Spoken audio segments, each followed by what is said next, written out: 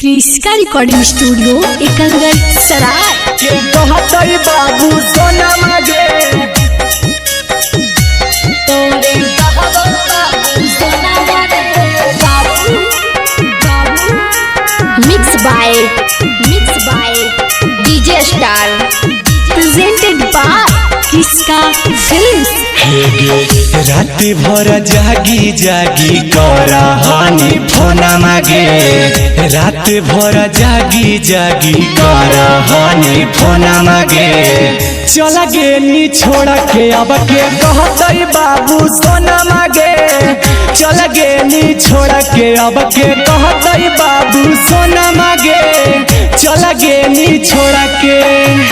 पिया बात चुपे चोरी करबौ हम अपनवा रे पिया बात चुपे चोरी करबौ हम अपनवा रे जबले हम जियबौ तोरे कहबौ बाबू सोनवा रे जबले हम जियबौ तोरे कहबौ बाबू सोनवा रे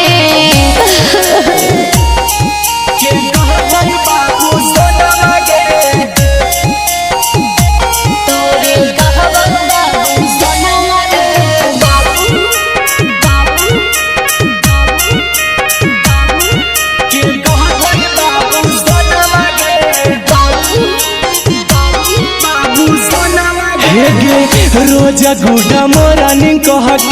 के अब जगई तैगे अपन क्रिया देखे अब के खाना खिलाई तैगे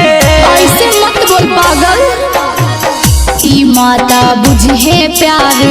कम होई जाई तौरे तोरे ला पगला हमर जिया छटपटाई तौरे तोरे लगी रो बाहु हमर दिला के चारो कोना मागे